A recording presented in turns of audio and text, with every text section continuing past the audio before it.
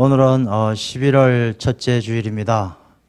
가을이 오는가 싶더니만 벌써 겨울이 곧 다가올 것 같습니다. 우리 디모데후서에도 보게 되면 사도 바울이 디모데에게 겨울이 오기 전에 너는 내게 오라, 겉옷을 가지고 또 가죽에 쓰인 말씀을 가지고 오라, 그렇게 말씀을 합니다. 우리가 겨울을 맞이하면서 계절을 잘 준비해야 되겠지만 또 우리 인생의 겨울도 곧 다가옵니다. 인생의 겨울도 잘 준비해서 우리가 하나님 앞에 서게 되는 날 칭찬받을 수 있는 귀한 삶이 되시기를 축원합니다. 오늘은 성찬 예식이 있는 아주 복된 날입니다. 오늘 주님의 날이고 또 이 성찬 예식에 참여하는 여러분에게 하나님께서 큰 은혜를 주실 줄로 믿습니다. 오늘 본문의 말씀은 예수님께서 친히 이 성찬 예식을 제정하는 바로 그 장면이 기록되어져 있는 말씀입니다. 이 말씀을 통해서 오늘 우리가 참여하게 되는 이 성찬 예식이 얼마나 귀한지 또 거기는 얼마나 소중한 의미가 담겨 있는지를 알 수가 있습니다. 이 성찬 예식, 오늘 본문에 기록된 이 말씀은 예수님의 구원의 사역에 있어서 가장 정점을 찍는 말씀입니다. 우리가 예수님께서 죽음을 바로 눈앞에 두시고 잡히시던 그날 밤에 이 성찬 예식을 제정하셨다는 것은 예수님의 사역 가운데 이 성찬 예식이 얼마나 귀한지를 알게 해주는 바로 그런 말씀입니다. 이 말씀을 먼저 보게 되면 14절의 말씀에 보면 때가 이르매 이렇게 말씀을 시작합니다. 이 때라는 것에 대해서 전에 한번 말씀을 드린 적이 있습니다만 이 때라는 시간은 두 종류가 있죠. 모든 사람들에게 똑같이 주어졌다가 똑같이 지나가는 시간, 그냥 흘러가는 세월인 그런 시간이 있고 또 하나의 때는 그 한 사람 한 사람에게 아주 특별한 의미를 남기고 가는 정말로 인생에 있어서 중대한 결정을 하게 되거나 아주 큰 의미를 지니는 그런 시간, 카이로스라고 말하는 그런 시간이 있다라는 것입니다. 오늘 이 본문의 말씀에 때가 이르매라고 말씀하실 때 이 때는 바로 그 카이로스, 예수님께서 오랫동안 준비하시고 기도하시면서 간절히 원하셨던 15절 마지막에 보게 되면 원하고 원하였노라, 예수님께서 간절히 원하고 원하셨던 아주 중요한 시간, 그 때가 이르렀다라는 것을 알 수가 있는 것입니다. 오늘 우리가 성찬 예식을 하게 되는데 이 성찬 예식은 우리가 1년에 한 3번 정도 하는 1년 때가 되면 날마다 하는 그런 성찬 예식이 아니라 이 성찬을 제정하신 예수님께서 간절히 원하고 원하였던 그때에 이 성찬을 제정하신 것처럼 오늘 이 성찬 예식은 주님께서 우리를 깊이 만나시기를 간절히 원하고 원하며 준비하신 주님께서 우리를 부르시는 시간인 줄로 믿어야 될 줄로 믿습니다. 성찬 예식에 임하는 자세가 중요한 겁니다. 이것은 내가 교회 왔고 해마다 이때쯤 되면 성찬 예식을 하는 거니까 참여하는 것이 아니라 성찬 예식 자체가 예수님께서 간절히 원하고 원하셨던 그 때에, 죽기 바로 전, 잡히시기 바로 전에 그 때에 예수님께서 가장 귀하게 제정하신 것이 바로 성찬 예식이고, 오늘 우리가 성찬 예식에 참여할 때 그 주님의 마음을 깊이 깨닫고 겸손하고 겸허한 마음으로 성찬 예식에 참여해야 될 줄로 믿습니다. 그 때를 보게 되면 바로 유월절입니다. 이 유월절인데 이 유월절은 이스라엘 백성들이 애굽에서 나오게 된 하나님의 은혜를 감사하면서 기념하는 절기입니다. 10번째 재앙, 모든 장자들이 죽게 되는 그 재앙 가운데 이스라엘 백성들은 어린 양을 잡아 그 피를 이 문지방에 바름으로 말미암아 죽음의 사자가 건너가서 구원받았던 하나님의 은혜를 생각하고 그 은혜에 감사하며 유월절을 지키는 것입니다. 이 유월절을 지킬 때 그들은 양을 잡고 누룩이 없는 빵을 먹고 쓴 나물을 먹으면서 이 유월절을 지키는 것입니다. 역사가 요세푸스의 기록을 보게 되면 이 당시에 예루살렘에서 유월절을 지킬 때 잡은 양이 몇 마리냐? 26만 5천 마리예요. 그 당시에 관습에 의하면 10명당 한 마리의 양을 잡았기 때문에 26만 5천 마리를 잡았다는 것은 예루살렘에 약 265만 명이 유월절을 지키기 위해서 몰려왔다는 것을 이야기하는 것입니다. 예루살렘 성은 지금도 가보면 한 몇만 명밖에 살지 못하는 큰 도시가 아닙니다. 그곳에 전국에 흩어진, 또 세상 가운데 흩어진 많은 유대인들이 유월절을 지키기 위해서 예루살렘으로 몰려들어서 약 265만 명이 모여서 유월절을 지키는 만큼, 그만큼 유월절은 이스라엘 백성들에게 아주 중요하고 하나님의 큰 은혜를 체험하는 그런 절기입니다. 이스라엘 백성을 애굽에서 이끌어내어 주시고 죽음에서 건져주신 하나님의 은혜를 깊이 체험하는 것이죠. 이때에 예수님께서 죽음을 앞두시고 성찬 예식을 제정하셨다라는 것은 큰 의미가 있는 것입니다. 이스라엘 백성은 어린 양의 피로 그들이 구원받았지만 이제 예수님께서 이 성찬 예식을 제정하시면서 내 살을 먹어라, 내 피를 마시라 라고 말씀하시면서 예수님께서 이제는 어린 양이 되셔서 온 인류를 구원할 구약의 유월절이 아니라 인류의 유월절을 예수님께서 준비하고 계시는 것입니다.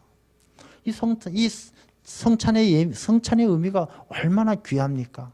예수님께서 간절하게 기도하며 준비하셨던 그 성찬의 예식, 그것도 유월절, 이스라엘 백성들을 죽음에서 구원하고 애굽에서 이끌어내신 것처럼 이 모든 하나님의 백성들을 구원의 길을 열어주시는 그 귀한 의미가 이 성찬 예식에 담겨져 있는 것입니다. 오늘 이 성찬 예식을 참여할 때 우리 모두도 주님의 그 크신 은혜와 하나님의 구원의 역사를 깊이 깨닫는 그런 복된 시간 되실 줄로 믿습니다. 이제 그때에 예수님께서 원하고 원하셨던 바로 그때에 예수님께서 성찬 예식을 이제 제정을 하시게 되는데 15절 말씀을 보면 내가 고난을 받기 전에 너희와 함께, 이 성찬 예식을 누구와 함께 하느냐 하면 너희와 함께 하는 것입니다. 이 성찬 예식에 참여하는 그 너희가 누구냐 하면 12명의 예수님의 제자들이었어요. 우리가 오늘 성찬 예식을 앞두면서 다시 한번 우리 자신을 깊이 한번 돌아보면 좋겠습니다. 정말 내가 예수님께서 제자들에게 내가 너희와 함께 이 유월절을 먹기를 원하고 원하였노라, 이 성찬 예식을 제정하기를 원하고 원하였노라 주님께서 말씀하시는데, 과연 나는 그 주님께서 말씀하시는 너희에 속하는 데 있어서 부족함이 없는 사람인가? 우리가 오늘 성찬 예식에 참여하면서 내가 정말 예수님의 제자인가? 예수님의 뜻을 잘 깨달아 알고 예수님께 순종하고 예수님을 따라 살아가는 예수님의 제자인가? 한번 깊이 생각해 보아야 한다는 것입니다. 이 성찬의 중요한 의미 중에 하나입니다.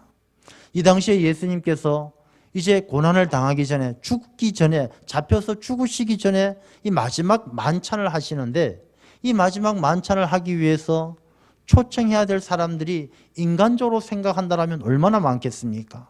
예수님께서 이제 곧 십자가에 못 박혀 죽으시는데 죽기 전에 총독도 한번 만나서 좀 할 얘기도 있고, 대제사장을 불러서 할 얘기도 있고, 바리새인들 불러서 할 얘기도 있고, 인간적으로 생각한다면 할 얘기들 많겠죠. 만나야 될 사람들이 많았을 것입니다.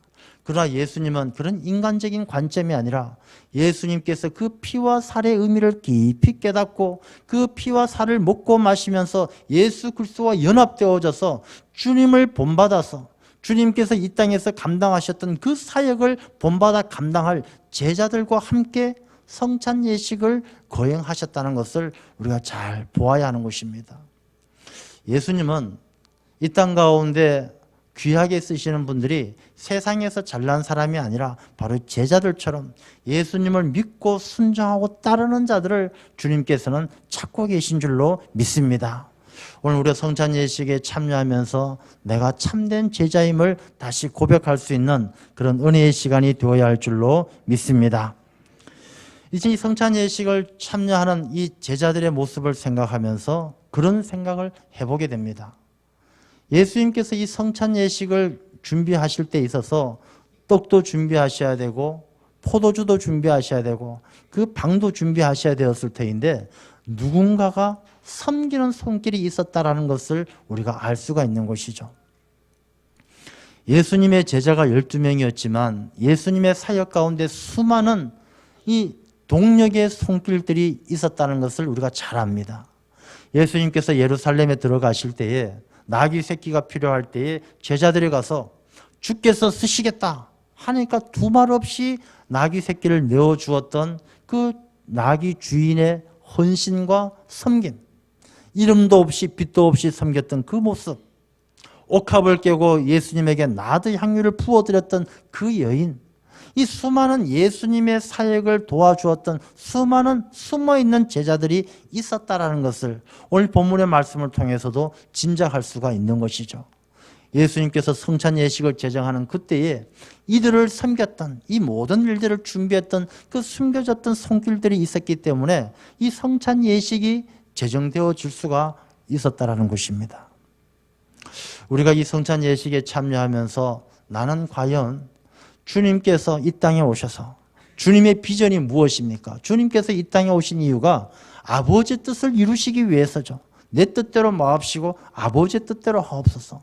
아버지의 뜻이 무엇입니까? 모든 인류가 구원받고 하나님의 나라가 이루어지는 것이 예수 그리스도의 비전이고 오늘날 그리스도인들의 비전이에요. 이 예수 그리스도의 비전, 오늘날 그리스도인의 비전인 하나님 나라를 위해서 과연 나는 예수님의 성찬을 제정하는 일에 그 모든 일을 준비했던, 이름도 없이 빛도 없이 수고했던 그 숨겨진 제자처럼 예수님께서 쓰시겠다라 하면 기꺼이 나귀 새끼를 내어드렸던 그 나귀의 주인처럼 과연 나는 주님의 사역에 함께하고 있는가 한번 돌아보아야 하는 것입니다. 우리가 성찬식이 되어서 성찬 예식에 참여할 때에 내가 세례 받았으니까 당연히 참여해야지, 우리가 그런 모습이 아니라, 내가 세례받은 것은 육신의 세례받은 것이 아니라 내 마음의 할례를 받고 내 귀의 할례를 받아서 예수 그리스도의 말씀을 통해서 변화되어져서 이름도 없이 빛도 없이 주님을 섬겼던 그 숨은 제자들처럼 나도 주님을 위해서, 하나님의 나라를 위해서 수고하고 애쓰는가, 우리 자신을 돌아보는 시간이 되어야 할 줄로 믿습니다. 우리가 주님께서 하시고자 하는 하나님의 뜻을 이루는 그 일에 이 섬기는 사역자가 되고 주님의 일에 참여하는 동력자가 되어질 때에 우리가 성찬에 참여해서 주님의 살과 피를 먹고 마시는 것, 그것이 중요한 것이 아니라 그 살과 피를 먹고 마시며 주님과 연합되어져서 주님과 함께 하나님의 뜻을 이루어가는 참된 주님의 제자가 되어질 수가 있다는 것입니다. 우리가 이 성찬에 참여하는 우리의 모습이 바로 그런 모습, 겸손하게 예수님께서 이 땅에서 오셨던, 이 땅에 오셔서 하셨던 그 사역들, 복음을 선포하고 가르치시고 병든 자들을 고쳐주셨던 그 귀한 사역들에 내가 이름도 없이 빛도 없이 헌신을 결단하며 참여할 수 있는, 주님의 일에 동역할 수 있는 그런 우리들의 삶이 되어야 할 줄로 믿습니다. 또한 이 성찬 예식을 통해서 우리에게 주시는 교훈은요, 예수님께서 이 성찬 예식은 마태복음, 마가복음, 누가복음에 기록되어져 있는데 마태복음을 보면 떡을 주시면서 이것은 내 살이니 받아 먹으라 말씀하십니다. 잔을 주시면서 이것은 내 피니 받아 마시라 이렇게 말씀하십니다. 우리가 예수 그리스도의 살과 피를 우리가 받아서 먹고 마시지 않으면 이 성찬에 참여할 수가 없다는 의미입니다. 이 말씀은 내 앞에 예수 그리스도의 살과 피가 있어서 떡과 포도주가 있어서 성찬이 되는 것이 아니라 그 예수 그리스도의 살의 의미를 깊이 깨닫고 주님의 살을 내가 받아 먹을 때 우리를 위해서 십자가 위에서 채찍 맞으시고 살찜이 떨어져 나가는 그 주님의 고난을 깊이 우리가 깨달아 알고 주님께서 가신 그 길에 내 육신의 고난을 주님께서 가신 그 길을 따라 살아가겠다는 그 결단을 담고 주님의 살을 의미하는 그 떡을 받아 먹을 때 우리가 주님과 연합되어지는 것이고, 이 주님의 잔을 내 앞에 두는 것이 아니라 그 주님의 잔을 받아 마실 때 예수 그리스도의 그 보혈의 은혜를 생각하고, 이 보혈이 아니면 내 죄를 용서받지 못하고 내가 죄인일 수밖에 없었던 내 자신을 깨달아 알고 주님의 그 보혈의 능력과 그 보혈의 의미를 깨달아 알고 마실 때 우리가 비로소 주님과 연합되어진다는 것입니다. 이 말씀은 우리가 성찬 예식은 그냥 떡과 포도주를 먹고 마시는 것이 아니라 주님의 살과 피의 의미를 깊이 깨달아 알고 다시 한번 내가 예수 그리스도 안에서 거듭나는, 예수 그리스도 안에서 새로운 피조물로 만들어지는 주님과 하나 되는 시간이 되어야 할 줄로 믿습니다. 우리 성찬 예식은 그렇게 겸손하게, 겸허하게, 두려운 마음으로 우리가 참여해야 한다는 것입니다. 예수님께서는 그 잔을 나누어 주시면서 말씀하십니다. 이것은 피로 세우는 새 언약이다. 새 언약이란 말은 이 전에 옛 언약이 있다는 이야기입니다. 옛 언약은 무엇입니까? 율법입니다. 율법. 구약의 시대는 율법이 다스렸습니다. 율법은 하나님을 잘 섬기면 복받지만 하나님을 잘 못 섬기면 저주받고 죽는다는 것이었습니다. 하나님을 잘 섬기고 싶었지만 인간은 연약하기 그지없고 자기의 마음을 절제하지 못하기 때문에 인간들은 율법을 다 지켜낼 수가 없었습니다. 옛 언약 속에서 사람들은 죄인일 수밖에 없었어요. 죄 아래 있을 수밖에 없었습니다. 죄의 삭은 사망입니다. 죽을 수밖에 없었죠. 그래서 예수님께서는 그 옛 언약 대신에 새 언약을 주셨는데, 이 새 언약은 율법에서 노임받고 예수 그리스도의 피와 살을 먹고 마실 때, 예수 그리스도의 보혈을, 그 의미를 깨달아 알 때에 그 새 언약은 예수님을 믿고 그 보혈의 의미를 깨달아 아는 사람에겐 모든 죄 사함의 은혜가 주어지고 하나님의 자녀가 되는 길이 열려진다는, 바로 그 언약을 예수 그리스도를 통해서 주시는 것입니다. 그래서 예수님은 내 살을 먹으라, 내 피를 마시라, 이것이 피로 세우는 새 언약이다 말씀하시는 것이 예수 그리스도의 보혈만이 우리가 아버지께로 나아갈 수 있는 그 길이 열려진다라는 약속입니다. 예수님께서 그래서 내가 길이요 진리요 생명이니 나로 말미암지 않고는 아버지께로 올 자가 없다, 이것이 바로 주님께서 우리에게 주시는 새 언약인 줄로 믿습니다. 우리가 그 언약을 붙잡고 나가야 하는 것이죠. 그 언약의 백성이 되어질 때 우리가 율법에서 노임받고 옛 관습과 옛사람, 옛 습관에서 다 노임받고 예수 그리스도 안에서 새 언약 가운데 새로운 피조물이 되어질 때 우리가 참된 예수 그리스도와 연합되어지는 진짜 그리스도인의 삶을 살아가게 될 줄로 믿습니다. 예수님께서는 이렇게 이 잔과 떡을 나누어 주시고 또 그렇게 말씀하십니다. 내가 하나님의 나라에서 이루어지기까지 다시는 먹지 아니하리라. 예수님께서 떡과 포도주를 나누어 주시고 다시는 먹지 아니하리라 라고 말씀하신 이유가 하나님의 나라가 이루어지기까지 먹지 아니하리라 하시는 말씀의 의미가 무엇이겠습니까? 이 말씀은 이제부터는 성찬을 통해서 예수 그리스도의 살과 피를 먹고 마시는, 예수 그리스도와 연합되어져서 진짜 그리스도인이 되어진 사람은 이제는 하나님 나라의 소망을 두고 살아야 한다는 것입니다. 이 땅에서 또 포도주를 마시고 또 떡을 마시고, 물론 성찬 예식을 이야기하는 것이 아니라 이 세상의 것들을 좋아하고 이 세상에서 또 떡을 먹고 또 포도주를 마셔야 되는 것처럼 다시금 세상으로 돌아가선 안 된다는 것입니다.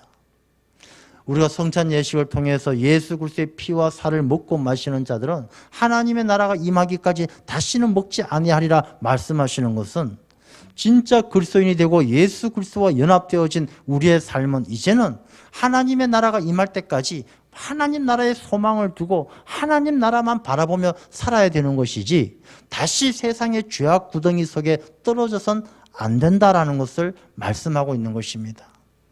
우리가 오늘 성찬 예식에 참여하는 우리 모두는 그 주님의 살과 피를 먹고 마시면서 우리가 다시는 세상으로 돌아가는 죄악의 구렁텅이에 떨어져서 다시금 세상으로 돌아가는 어리석은 자가 되어서는 안 될 줄로 믿습니다. 이 성찬 예식을 통해서 결단하는 거예요. 내 자신의 삶을 다시 한번 정리하면서 하나님을 바라보면서 하나님 나라의 소망을 두고 하나님의 뜻을 이루어가는 그런 삶의 자리로 나아가야 할 줄로 믿습니다. 이 성찬에 귀한 의미가 담겨져 있는 것입니다. 그런데 오늘 이렇게 이 성찬을 하는 가운데 안타까운 장면이 나옵니다. 이 안타까운 장면이 무엇이냐? 예수님을 파는 이 가룟 유다의 모습이 나오는 것입니다. 21절 말씀을 보면 그러나 보라 나를 파는 자의 손이 나와 함께 상위에 있도다. 똑같은 성찬 예식이 제정되어지는 그 순간에 같이 성찬에 참여한 사람 가운데에도 예수님을 파는 자가 나온다는 것입니다. 여러분, 우리가 오늘 똑같이 성찬 예식에 참여하고 있지만 이 성찬 예식에 참여하는 우리 모두가 다 주님 보시기에 똑같지 않다는 것입니다. 우리 가운데도 가룟 유다처럼 예수님을 배반할 수가 있습니다. 근데 어떤 자가 예수님을 배반하느냐? 이 가룟 유다는 그 마음에 사탄의 생각이 들어왔어요. 우리가 내 마음속에 내 생각이 사탄에게 빼앗겨버리면 아무리 성찬 예식에 참여해도 예수님을 팔아버리는 가룟 유다와 같이 되는 거예요. 이 사탄의 생각은 어디에서 들어오느냐? 내 안에서 내가 이기적이고 내 욕심이 부풀어 오르면 그 안에 틈이 생기고 그 틈을 타서 마귀의 생각이, 사탄의 생각이 들어오는 거예요.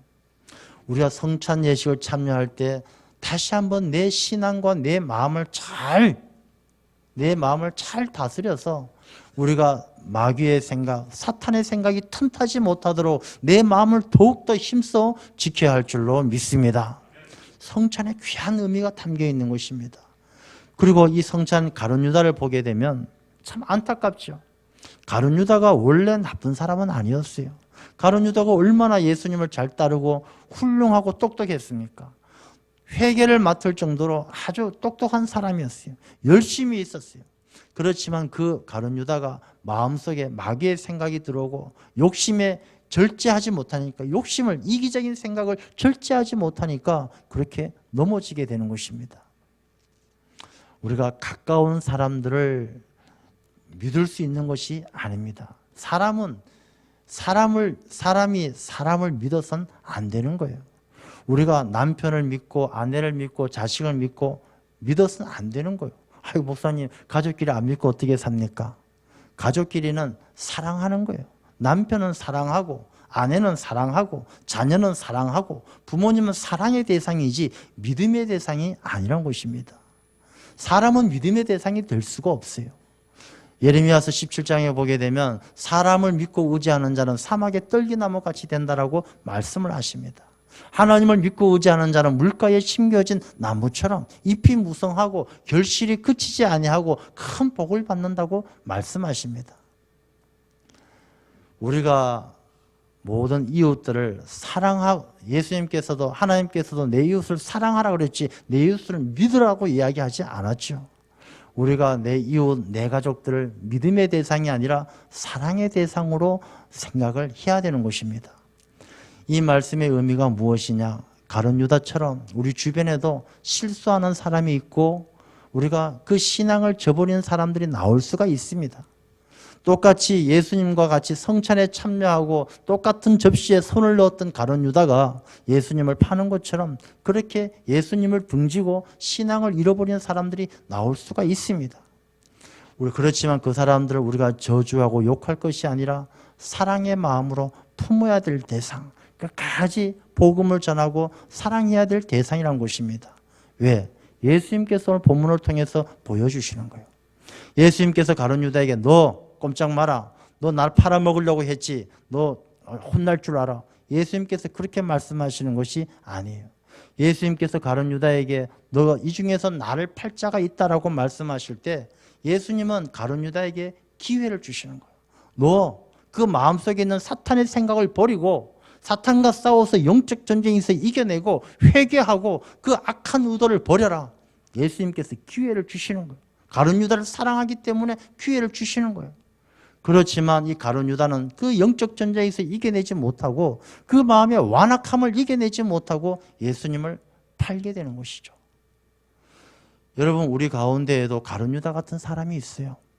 가룟 유다 같은 사람이 있다라면 우리가 그들에게 사랑으로 품어주고 말씀으로 품어주고 회개할 수 있는 기회를 줘야 되는 것이고, 그래도 그들이 영적 전쟁에서 이겨내지 못하고 완악함으로 멸망의 길로 간다라면 그것은 어쩔 수 없는 일이지만, 우리가 사람들은 믿음의 대상이 아니라 사랑의 대상으로 우리 모두를 사랑하는 그런 마음을 품어야 될 줄로 믿습니다.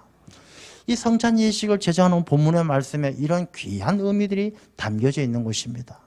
성찬 예식은 형식이 아니라 마음의 중심을 보는 것입니다. 그런 이야기 있습니다. 중세 때 어느 마을에 아주 훌륭한 수녀가 한 분 계셨어요. 이분이 얼마나 거룩하고 경건한지 아침에 일어나면 말씀 읽고 찬송하고 너무 거룩해요. 그 건너집에 이웃집에는 술집 기생이 한 명 살아요. 이 술집 기생은 얼마나 세상의 즐거움으로 살아가는지 날마다 파티하고 남자들이 들락거리고 음악 소리가 그치지 않는 거예요. 그런데 이 두 명이 이웃하고 살았는데 어느 날 두 분이 똑같은 날 돌아가셨어요. 하나님이 천사를 보내서 두 영혼을 불러옵니다. 불러와서 이야기하기를 하나님께서 저 수녀는 지옥으로 보내고 저 기생은 천국으로 보내라 이렇게 말씀하셨어요. 천사가 깜짝 놀라갖고 하나님 착각하신 거 아닙니까? 천국은 수녀가 가야 되고 지옥은 기생이 가야 되지 왜 그러십니까? 하나님께서 그렇게 말씀하십니다. 저 수녀는 참 거룩하고 경건한 것처럼 보였지만 그 마음이 늘 저 기생의 집을 흠모했다. 날마다 눈 뜨면 기생의 집에서 들려오는 음악 소리에 마음을 빼앗기고 눈은 앞에 성경책을 갖다 놓고 있지만 그 마음은 음악 소리에 빼앗겨서 딴 생각하게 되고 늘 그 집에 들락거리는 남자들 바라보면서 그 동경의 대상으로 삼고 늘 그 기생의 즐거움을 누리고 쾌락을 즐기는 그 삶을 그리워하면서 살았고 저 기생은 반대로 수녀의 모습을 보면서 자기 죄를 회개하고 나 같은 죄인 내가 언제나 하나님 앞에 기도하고 예배하고 하나님을 잘 섬길까 하나님만 생각하며 살았으니 저 사람이 지옥 가고 저 사람이 천국 가는 거 당연하지 않겠느냐 그렇게 말씀을 하셨더랍니다. 물론 이것은 지어낸 이야기겠지만 이 이야기 가운데 주는 교훈이 무엇입니까? 삶은 형식이 아니라 마음의 중심이라는 것이죠. 우리의 성찬 예식은 내가 떡과 포도주를 먹고 마시는 것이 중요한 것이 아니라 이 떡과 포도주를 먹고 마시는 내 마음이 예수님과 깊이 하나 되느냐 그렇지 못하느냐 그것이 중요하다라는 것입니다. 오늘 성찬 예식을 통해서 우리 모두가 예수님과 깊이 연합되어져서 정말 이 어두운 시대에 빛이 되고 썩어져가는 이 시대 소금과 같이 진짜 그리스도인이 되는 귀한 삶이 되시기를 축원합니다. 기도하겠습니다. 아버지 하나님